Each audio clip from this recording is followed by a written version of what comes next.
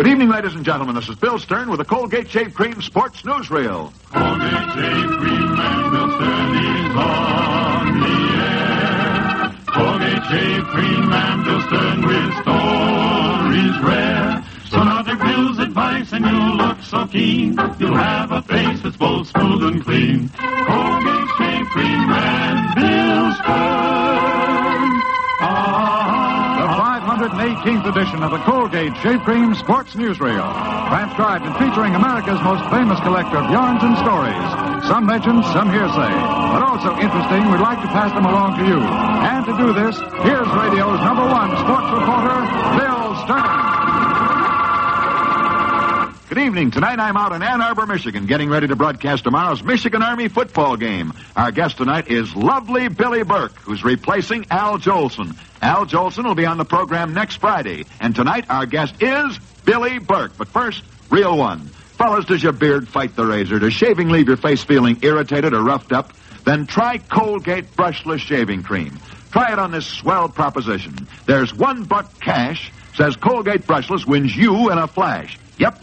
$1 says Colgate Brushless gives you the smooth, close, and comfortable shaves you're after, and here's why. Because it's light and fine-textured, Colgate Brushless completely surrounds, softens, and supports each bristle better than greasy, heavy creams. No matting down, no clogging. Your razor doesn't skid or skip when you use Colgate Brushless, but cuts through clean and smooth. Brother, that light, fine texture of Colgate Brushless really does the trick. You've never known your whiskers to come off so slick and easy, or had a shave so smooth. And instead of that tight, tender scrape feeling, your face actually feels refreshed afterwards. So, try Colgate Brushless and see. Get a large or giant-sized tube or jar of Colgate Brushless Shaving Cream. Use it a week, and if you're not sold then that it's tops in shaving, just send the carton top back to me. Bill Stern, care of Colgate, Jersey City, Zone 2, New Jersey. And you'll get your dollar back pronto. Is it a deal? Then remember, there's $1 cash, says Colgate Brushless wins you in a flash. Reel 2, profile of the World Series. This week, we're right in the middle of the World Series. What a World Series it's been. Yo, what about that Tommy Henrik? Boy, what a hitter.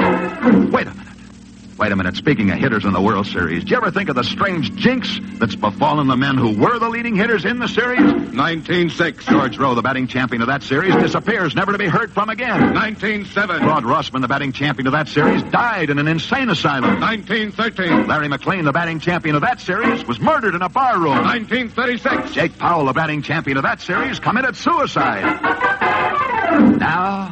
Now, this week, the New York Yankees and the Brooklyn Dodgers are playing in this year's World Series.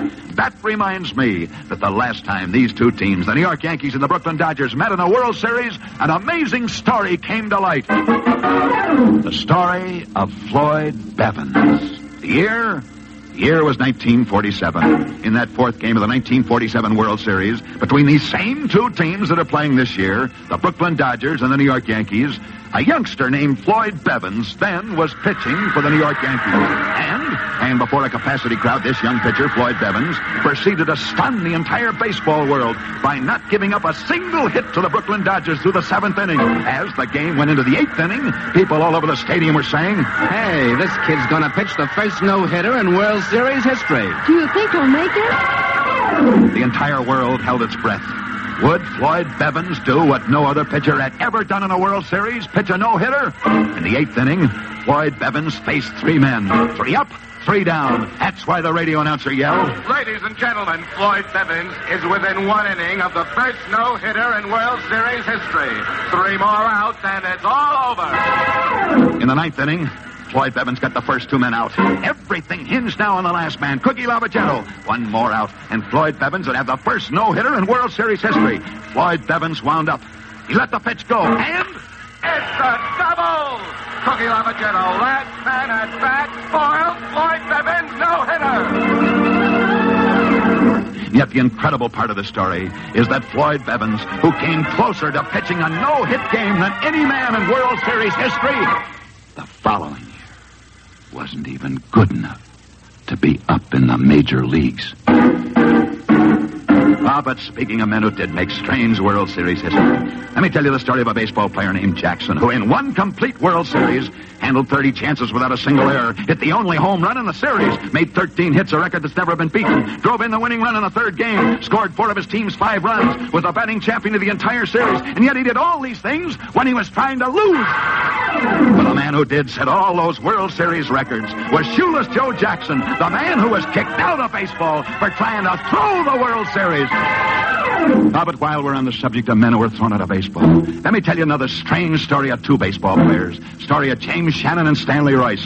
James Shannon pitched for a high school team in Upper Michigan. So did Stanley Royce. These 2 boys were the 2 best pitchers in their sections of the country. In fact, they were so good that they both pitched their teams to their local championships. And yet, when their 2 teams finally did meet, the public learned that Stanley Royce, who pitched for one team, and James Shannon, who pitched for the other team, were one and the same man.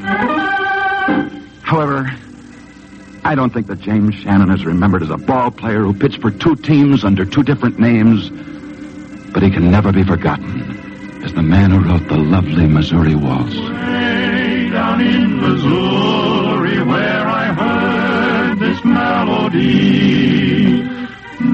Strange that James Shannon, who wanted to play baseball, should write the Missouri Waltz. For this song became the favorite melody of another man. Another man who also wanted to play baseball, but wasn't allowed to, in his case, because of his poor eyesight. For this other man's name was Harry Truman, the President of the United States.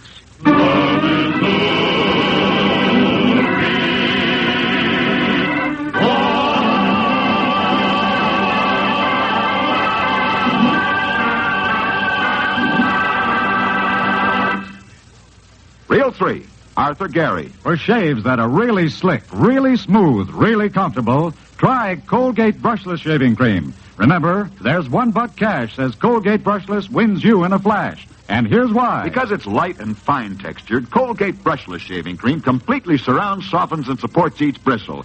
Better than greasy, heavy creams. There's no matting down, no clogging. Your razor doesn't skid or skip when you use Colgate Brushless. Instead, it cuts through clean and smooth. See for yourself how different Colgate Brushless Shaving Cream is. Notice how that light, fine texture wilts the toughest whiskers, how smooth and slick it makes your shave, and how comfortable it leaves your face. Get a large or giant-sized tube or jar of Colgate Brushless tomorrow. If, after 1 week, you're not completely satisfied, just mail the carton top back to me, Bill Stern, care of Colgate, Jersey City, Zone 2, New Jersey, and Colgate will send you $1. Now, you can't beat that offer, and you can't beat those shaves. Remember, there's $1 cash, says Colgate Brushless wins you in a flash. Reel 4, Profile of a Sportsman. This is a sports story that begins in the Canadian wilderness. For up in the Canadian wilderness, on a big lake, a man and a woman are hunting. A flock of wild ducks fly overhead. Immediately, the man and the woman begin firing at the ducks.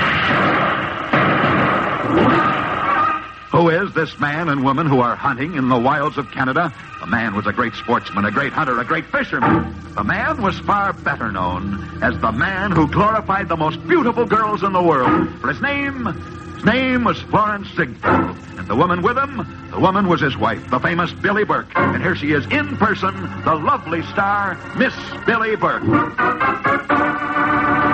Thank you, Bill. I like to hear my husband, Florence Ziegfeld, referred to as a sportsman, for that he was. Our hunting and fishing camp up in the wilds of Canada cost him a fortune, but he loved the rugged outdoor life. Yes, he did, Billy. And did you know that there's a great sports story connected with almost all of your husband's famous Broadway shows? Tell you what we'll do tonight, Billy. You name your husband's greatest shows, and I'll tell you the sports story connected with each one. All right, Bill. I can never forget one of my husband's editions of the Follies. It was in the Ziegfeld Follies of 1919 that Flo introduced a melody called... A pretty girl is like a melody. I can never forget that song. Or the man who sang it.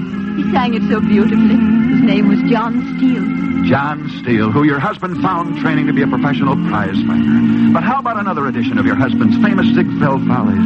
Remember the one that gave us... Shine on, harvest moon. Oh, that lovely number, sung by a lovely girl. Her name was Nora Bayes. Nora Bayes, whose husband was America's champion trap shooter. And Billy, how about still another edition of the Follies, remember? Oh, my man, I love him so, he'll never know.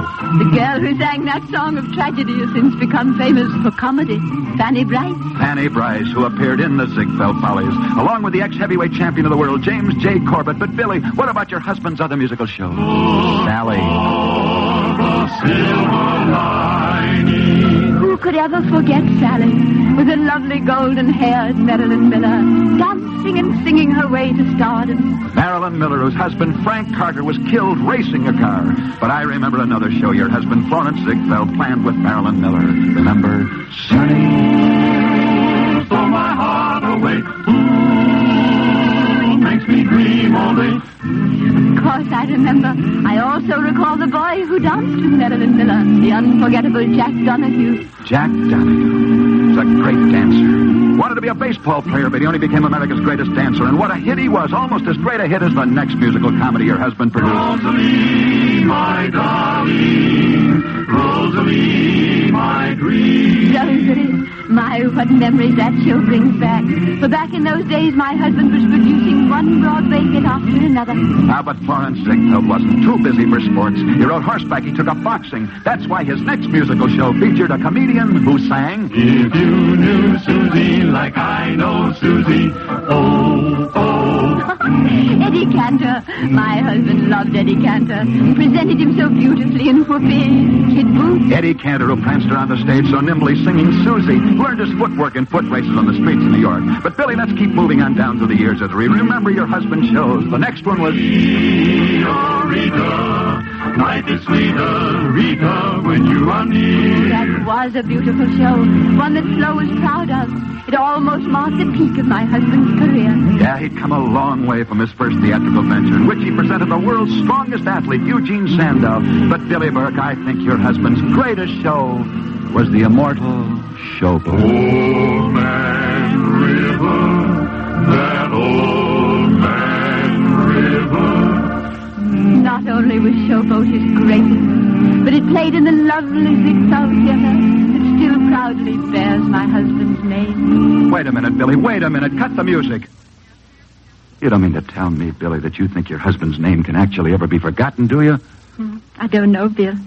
Each week on this program, you keep remembering the great sports stars of yesteryear. Men who, like my husband, shouldn't be forgotten. But a whole new generation is growing up. I wonder if they remember. We remember, Miss Burke. Sure we do. People like that never die. For somewhere far above their memories shine down on us like the stars that they were.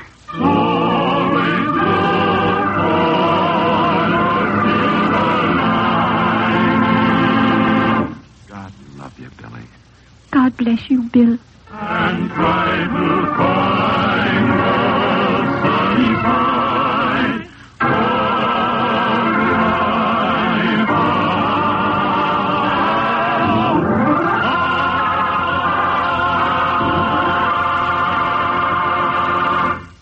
And that, ladies and gentlemen, is the 3-0 mark for tonight. Tonight, I'm out in Ann Arbor, Michigan, getting ready to broadcast tomorrow's Michigan Army football game. Next Friday night, we'll be back same time, same stations, when our guest will be Al Jolson. Al Jolson, who was replaced tonight by Billie Burke. And until then, I'll be seeing you on the screen in the News of the Day newsreels at your favorite Lowe's or Associated Theaters. Now, till next Friday night at the very same time, when our guest will be Al Jolson, this is Bill Stern wishing you all a good night from Ann Arbor, Michigan. Colgate Shave Cream and Bill Stern is on the air. Colgate Shave Cream and Bill Stern with stories rare. So now take Bill's advice and you'll look so keen. You'll have a face that's both smooth and clean. Colgate Shave Cream and Bill Stern. Be sure to listen tomorrow night over this same network to the Colgate Hour of Fun. Yes, fun for the whole family with a day in the life of Dennis Day, followed immediately by the hilarious Judy Canova Show. And you'll want to read Miss Billie Burke's gay and witty biography of her husband, Flo Ziegfeld, called With a Feather on My Nose, on sale at all bookstores everywhere. The Bill Stern Show tonight was transcribed and came to you from New York. Your tune for the stars on NBC.